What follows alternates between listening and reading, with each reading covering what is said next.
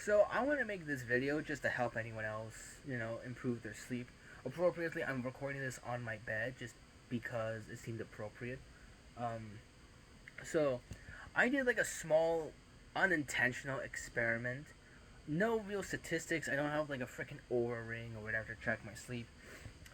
All I really have is just how I felt, my production in terms of work, my ability of prayer, things like that.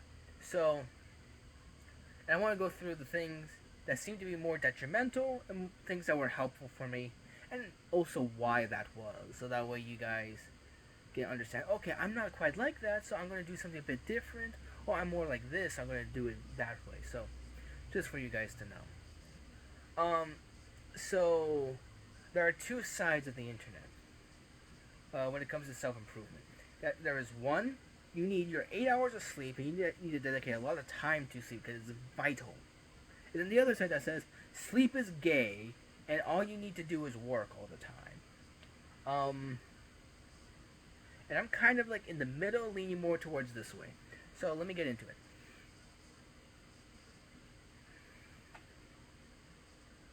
I started this about last year.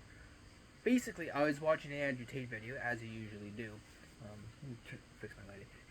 I'm using my laptop as lighting because I'm just an absolute study YouTuber. But last year I was listening to some advice from Andrew Tate, or not advice, but more so his routine, and also some Hamza stuff as well. Essentially, they were kind of like, you don't need as much sleep as you think. Number one.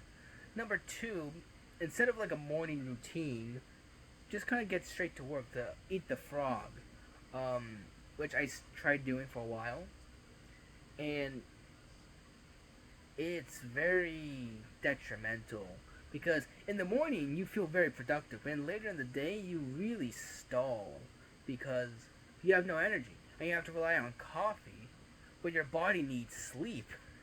I say this as a man who stayed up till around midnight because I was at a function. Uh, but yeah, it's very interesting the way it's kind of is all working. But it is what it is. I'll explain why I'm okay with staying up late as well in a little later. But essentially, I was kind of doing that for a while. And what I noticed is that my discipline really slipped because I gave in to eating more junk food. I didn't train as hard as I knew I could, right? I didn't train as frequently as I could have, like instead of training twice a day, maybe 5 times a week, maybe once every 3 days. It was like, mm, my discipline was not up here. So I saw that and was like, okay, let's implement the morning routine again. So my morning routine has a bunch of different stuff. I say my rosary as soon as I wake up, then I go shower, brush my teeth, hair, all of that, and then I come in here, and then I do my gratitude journal, and then I meditate, and then that's it. I'm done for my morning routine. Um, and I'd say if you're going to have a morning routine, start off with meditation and gratitude journaling. It's very simple. Hamza has a couple videos on it, so like, and they're really good. They're short, but they give like a really good detail as to what you're actually doing. So I would recommend those. In fact, I might even link them in the description if I remember. I don't know, but yeah. So I went back to my morning routine, which was essentially that, maybe a bit more simplified. I might have maybe in different order as well. I forget exactly what it was. I think I like used prayers from like my daily missal. I forget. Anyway, so I went back to that, and I noticed like my days were a lot longer because, well, sorry, a lot shorter when I didn't get as much sleep and I prioritized like eating the frog. I noticed that the days were a lot longer, and it felt like you had nothing to do. You were more bored than usual. Like the no fap warrior's worst nightmare, being bored. right? You're not doing anything because there's nothing to do. You finish all your work in the day.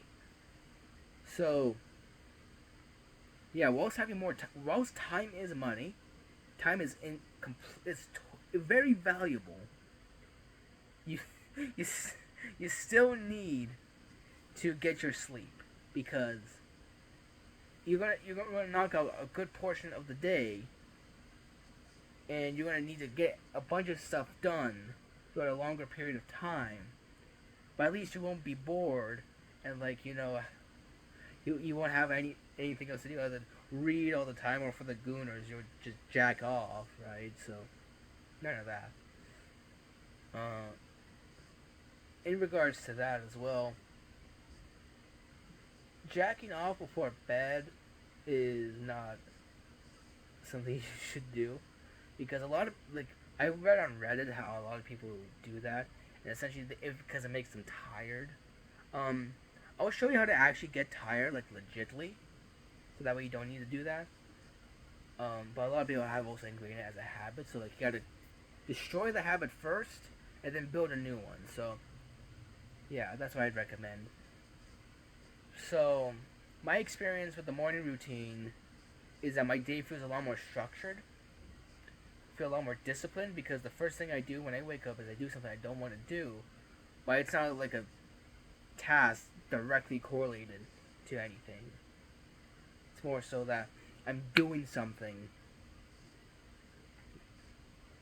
that essentially is arduous, but it gets me going. Or I should say, the first thing I do is make my bed, but I make it very, shall we say, haphazardly. It's not orderly at all. It's like I make sure the covers look kind of nice. My Kindle is just on top of my bed, so that way when I go to sleep, I can just read my Kindle. Um, that's about it. Also, I'll get into that later because that's a good way to fall asleep, among a few other ones. So with that, yeah, I recommend personally the morning routine because I need structure in my day. If I don't have structure in my day at all, I am completely lost. So that's what I'd recommend if you're the type of person who needs structure, who feels undisciplined without it. If you're the type of person who can wake up, say, just going to start working, don't care, do the eat the frog method because that's going to be the best thing you could possibly do. And but you do need sleep, and I still recommend getting at least 6 hours of sleep. And also figure out how much sleep you need. Some people only need I don't know, like myself, I only need I need the average 8 hours. Excuse me.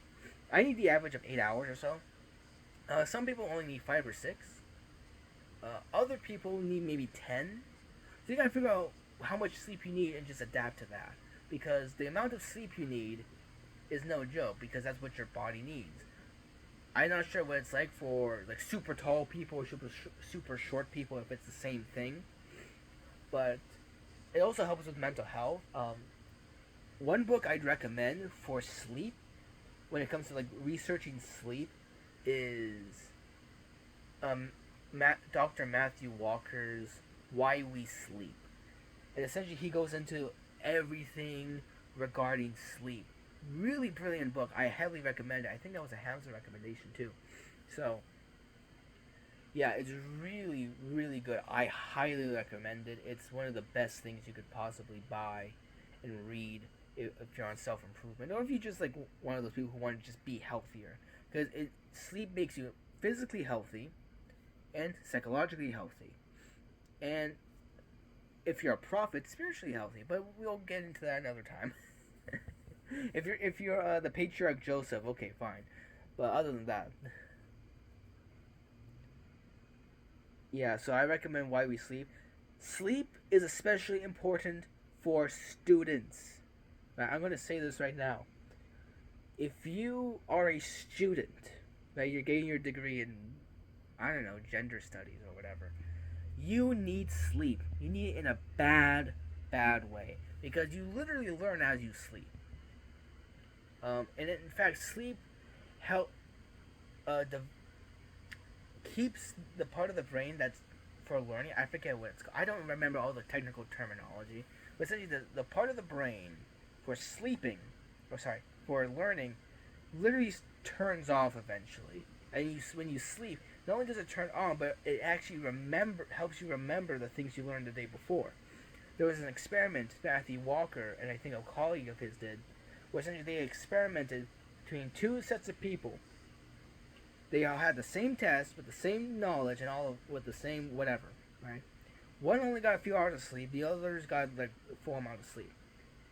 The recollection behind these ones were were like terrible, and then these ones were outstanding, as in they were really good. They got high scores, and then they did the kind of an inverse where they let people read low sleep without much sleep and learn, and people with a lot of sleep learn, and then deprive them of sleep and then have them take the test. And the people who had more sleep when they were learning this concept actually retained more knowledge than this camp who did not. So, what does that say? You need sleep to also for learning before, so that way you can learn, and then after that way you can absorb. Because essentially the way it kind of works that I understood was that you have essentially the learning part of your brain, and it turns off. And you probably have felt this where you're reading something or trying to learn something, and your brain just isn't getting it. Like, I'm sleep deprived right now, about maybe 3 or 4 hours sleep deprived. I was recording some reels for my business, and I could not remember like a few sentences for a second. I had to do so many outtakes. It was stupid. So yeah, I'm going. So the learning part of my brain is like right now. So I had to keep rewatching about like a 7 to 10 minute endeavor turned into like 15-20 minutes. Like, what? That should not be the case. So if you're a student, you need 8 hours of sleep. That is if you want a good grade. If you're in high school and you're just kind of doing it because you have to, okay, understandable. But if you're in college and you're paying for that, you're stupid already if you're not doing that. If you're not getting your sleep. You need your sleep as a student. As a businessman, it depends on what stage of the business. I'm still in the beginning stages. I'm working hard, trying to bring myself up. And then once I start maybe like an agency, then I'll be able to do like more tasks.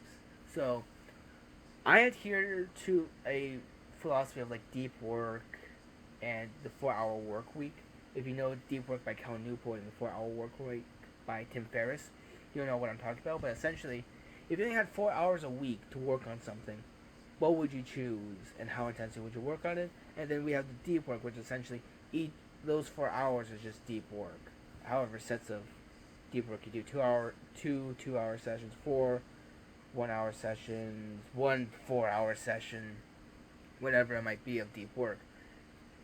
I kind of have a bit different. It's not I don't do 4 hours a week. I do 2 hours a day, 2 to 4 hours a day.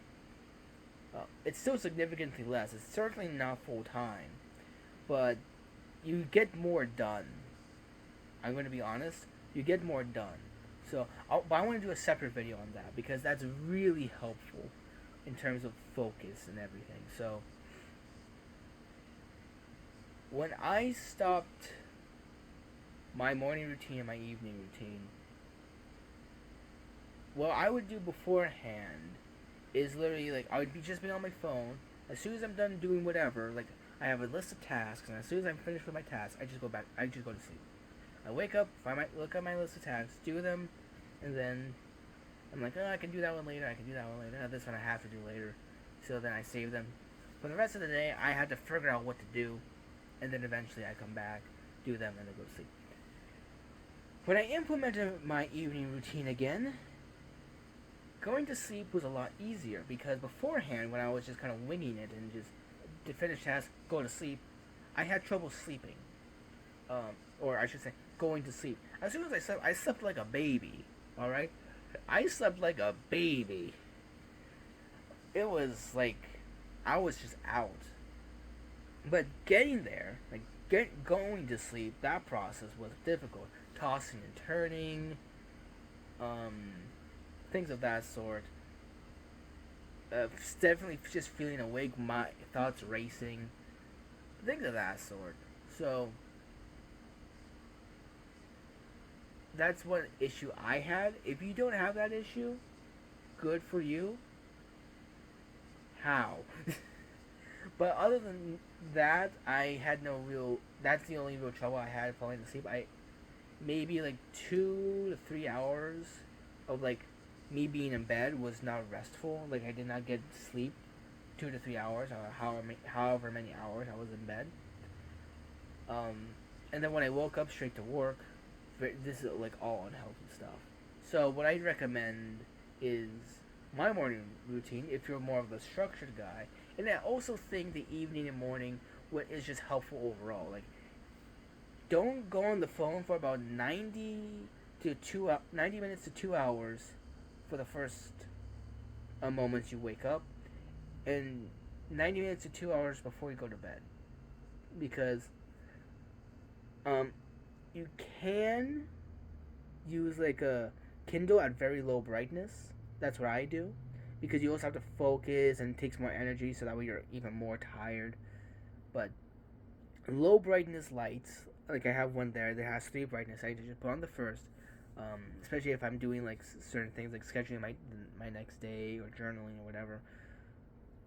So I have that on low brightness, do whatever, and then I turn it off, and then I go over to sleep. Um, to go to sleep, two things I recommend. I prefer the Kindle because my heart's usually racing with the second one. So let me explain the Kindle real quickly. Um, it's pretty self-explanatory. You get your Kindle. You pick a book. Right now, I'm reading two books on my Kindle: The Psychology of Money and The Five Love Languages, or the Love Languages. I forget. Anyway, those are the two books I'm reading on the Kindle, on top of Documents of Vatican II, and there's another one I forget. But those are the like in total. But on the Kindle, those are the two books I have. Um, what is this? I think it's called a Kindle Page or something. But essentially, you put it on a low brightness. My Kindle is on two brightness. So, and then you just kind of read until essentially you cannot stay awake any longer. And what I like to do is try and push through.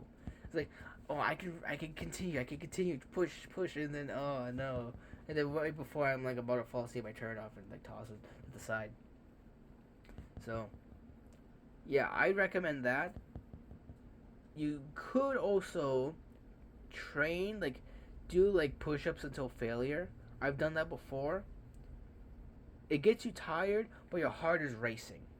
So it's difficult, and you're hot as well. So your ability to sleep is therefore diminished, because the I forget what it's called again, but essentially the sleepy chemical in your brain uh, is activated further when you're cold versus when you're hot. So when you do that, when you do push-ups or whatever, or some physical activity, and you're hot, it's not being produced as much. That chemical that makes you sleepy, the sleepy chemical. I'm going to call it the chem sleep, right? The chem sleep isn't produced as much. So exercise, I don't recommend it, but if you are okay with it, go for it. Um, and also your heart's racing, so it's harder. So you gotta calm down. Like like a small meditation session with like Medito or something, just to chill out. Then you can go to bed. I just recommend the Kindle because it's just so much easier, and you get to read about something and learn about something, and as you sleep, you get to retain it, so it's even better. Um, what else helped me? Okay, so waking up and doing my task first thing, because I'm an online guy. I both university and business. It's not healthy because your brain is too stimulated. Uh, to for anything else. It's you're way too stimulated. Whereas when you wake up and you do the arduous thing, your brain like is focused but not necessarily stimulated. There's no dopamine, but you're already working hard. So